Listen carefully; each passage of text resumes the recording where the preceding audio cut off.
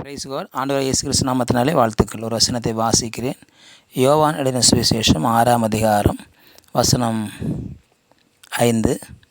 இயேசு தம்முடைய கண்களை ஏறெடுத்து திரளான ஜனங்கள் தம்மிடத்தில் வருகிறதைக் கண்டு பிலிப்பை நோக்கி, இவர்கள் சாப்பிடத்தக்கதாக அப்பங்களை எங்கே கொள்ளலாம் என்று கேட்டார். இங்கே ஆண்டவராக இயேசு கிறிஸ்து செய்ய போகிற ஒரு மிகப்பெரிய ஊழியத்திற்கு முன்பதாக கிட்டத்தட்ட மக்கள் வந்து கொண்டே இருக்கிறாங்க. மக்கள் கூட்டம் எண்ணிக்கை கடங்காக வந்து கொண்டிருக்கிறாங்க. ஆண்டவராக இயேசு கிறிஸ்து கலிலேயா கடைக்கு அக்கறைக்கு போயிடும் பொழுது அநேகர் வந்து அவரிடத்தில் சுகம் பெறும்படியாக, அற்புதங்களை பெறும்படியாக வந்து கொண்டே இருக்கிறார்கள். அப்படி வந்து கொண்டே இருக்கிற பொழுது கூட்டம் அதிகமாகி கொண்டிருக்கிறது. சீஷர்களோ அவர்களை எப்படியாவது சீக்கிரம் அனுப்பிவிட வேண்டும் என்பதில் குறியாக இருக்கிறாங்க. ஆனால் ஆண்டவராக இயேசுவோ ஒரு வார்த்தை பார்க்கிறோம். அங்கே வருகிற திரளான ஜனங்கள் தம்மிடத்தில் வருகிறதை கண்டு அவர்களுக்கு ஏதாவது கொடுக்க வேண்டும் என்று தீர்மானிக்கிறார். ஆண்டவராக இயேசு ஜனங்களை பார்த்த உடனே அவரிடத்தில் வருகிற மக்கள் எதற்கு வருகிறார்கள் என்று சொல்லி நமக்கு தெரியாது. ஆனால் ஏதோ ஒரு காரியத்துக்காக வருகிறார்கள். இயேசுவிடத்தில் வருவதற்கு சிலர் பார்க்க வந்திருக்கலாம், சில வியாதி குணமாக்க வந்திருக்கலாம், சிலர் ஏதாவது கிடைக்குமா என்று சிலர் கேட்க வந்திருக்கலாம். எது எப்படி இருந்தாலும் எல்லாவற்றிற்கும் மேலாக இயேசு ஒரு காரியத்தை அவர்களுக்கு செய்ய விரும்பினார். அவர்களுக்கு சாப்பிடதற்காக ஏதாவது அப்பங்களை வேணுமே, அப்பங்களை எங்கே வாங்கலாம் என்று கேட்டார். காரணம், பிலிப்பு பெத்சாயிதா பட்டணத்தை சேர்ந்தவன். பிலிப்பு, அந்திரே, பேதுரு இவங்க 3 பேருமே பெத்சாயிதா பட்டணத்தை சேர்ந்தவராக இருந்தனால இந்த நடக்கிற கூட்டம் அங்கே பக்கத்தில் நடந்துகிட்டு இருக்கிறது. அவர்களுக்கு தெரியும் எங்கே அப்பம் வைக்கும், எங்கே கடை இருக்குது, எங்கே வாங்கினா எல்லாருக்கும் போதுமானதாக இருக்கும் என்று சொல்லி பிலிப்பு இடத்துல ஆண்டவராக இயேசு இங்கே கேட்கிறார். கேட்கிற பொழுது இந்த பிலிப்பு என்ன பண்ணுறான்னா, நேராக போய்ட்டு அந்திரேயிட்ட சொல்கிறான். அந்திரேயிட்ட சொல்கிற பொழுது இப்படியாக இயேசு சொல்லுகிறாரே என்று சொல்லி அவன் சொல்லுகிறான். இயேசு கிறிஸ்து கேட்ட உடனே பிலிப்பு சொல்லுகிறான், ஆள் கொஞ்சம் கொஞ்சம் கொடுத்தா கூட இந்த நம்மளை இருக்கிறது 200 பணம் தான். இந்த 200 பணத்துக்கு எங்கே போய் நான் வாங்க முடியும்? இவர்களுக்கு பத்தாதே என்று சொல்லி பணமும் குறைவு, பொருளும் கிடைக்காது என்று சொல்லி தன்னுடைய இயலாமையை சொல்லுகிறான். இயலாமையை ஒத்துக்கொள்வது தான் ஒரு மிகப்பெரிய ஒரு காரியமாக இருக்கிறது. இன்றைக்கு அநேகர் தங்கள் இயலாமையை ஒத்துக்கொள்ள மாட்டாங்க. இங்கே பிலிப்பு தன் இயலாமையை இயேசு இடத்துல ஒப்புக்கொண்டான். என்னால் முடியாத ஆண்டவரே, என்னால் ஆகாது. காரணம், என்கிட்ட பணமும் இல்லை, பணமும் குறைவாக இருக்குது, பணம் இருந்தாலும் பொருளும் குறைவாக இருக்கிறது, ஆகவே இதை வாங்க முடியாது என்று சொல்லி தன் இயலாமையை ஒத்துக்கொள்கிறான்.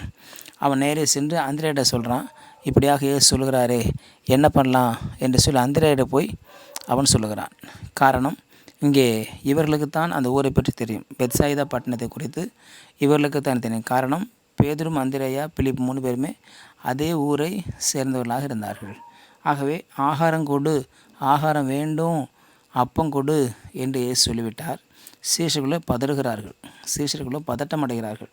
பணம் குறைவாக இருக்குது, பொருளும் கிடைக்காது, பொருளும் குறைவாக இருக்குது, எப்படி கிடைக்கும்? ஏன்னா மக்கள் கூட்டம் வந்துகிட்டே இருக்காங்க, அவங்கள ஸ்டாப் பண்ண முடியல. இயேசுவை தேடி மக்கள் திரளத்தில் கூட்டம் வந்துகிட்டே இருக்காங்க. அந்த கூட்டத்தை ஸ்டாப் பண்ண ஒருவரால் முடியல. இயேசுவிடத்தில் மக்கள் கூட்டமாய் வந்தார்கள். தேவனுடைய ஆலயத்துக்கு இன்றைக்கு மக்கள் கூட்டம் ஏன் வரவில்லை? இன்றைக்கு சபை ஆரம்பித்து 5 வருஷம் 10 வருஷம் ஆகிறது. சபைக்கு ஏன் மக்கள் கூட்டம் வரவில்லை என்பதை நாம் ஆராய்ந்து பார்க்க வேண்டும். சபைகள்லாம் காலியாக இருக்குது. ஜெர்மனி தேசத்தில் அநேக சபைகள் மூடிட்டாங்கன்னு சொல்கிறாங்க.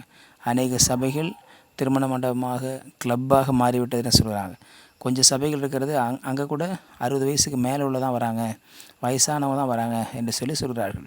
அப்படின்னா ஏன் இன்றைக்கு மக்கள் கூட்டம் வரவில்லை? அன்றைக்கு இயேசுவை நோக்கி கூட்டம் ஏன் வந்தது? இன்றைக்கு ஏன் மக்கள் கூட்டம் வரவில்லை என்று சொல்லி நாம் ஆராய்ந்து பார்ப்பது மிகுந்த அவசியமாக இருக்கிறது. இயேசுவிடத்தில் ஏதோ ஒரு தேவைக்காக வந்தார்கள். இன்றைக்கு ஏன் மக்கள் கூட்டம் சபைக்கு வருகிறது குறைந்திருக்கிறது?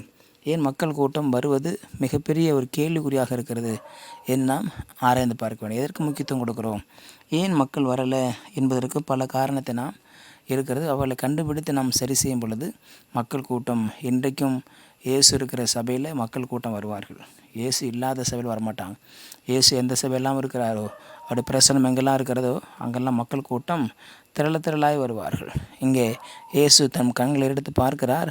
திரளான ஜனங்கள் என்ற வார்த்தை பார்க்கும். திரளான ஜனங்கள் அவரை தேடி வந்தார்கள். இன்றைக்கு மக்கள் கூட்டம் இயேசுவை தேடி, திருச்சபை தேடி திரளான மக்கள் வருவதற்கு நாம் பிரயாசப்படுவோம். அப்படியாக மக்கள் வருவதற்கு நாம் முயற்சி எடுப்போம். தவறுகளை கண்டுபிடித்து சரிபட்டு கொள்ளுவோம், சரிபார்ப்போம். கர்த்தர் நம்மை ஆசீர்வதித்து சபைகளை பழுகி பெருக பண்ணுவாராக. ஜெபிக்கலாம். பரிசுத்தபிதாவே, நாளுக்காய் ஸ்தோத்திரம் பண்ணுகிறோம். நீர் உம்முடைய கண்களை எடுத்து பார்த்த பொழுது திரளான ஜனங்கள் சபைக்கு வந்தாங்க ஆண்டவரே.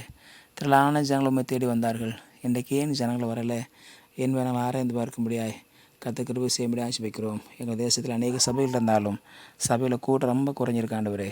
கர்த்தர் கூட்டத்தை பெருக பண்ணுவீராக. உம்முடைய கரத்தில் தாழ்த்துகிறோம் இயேசுவின் நாமத்தில் பிதாவே. ஆமென். ஆமென். You will be succeeded.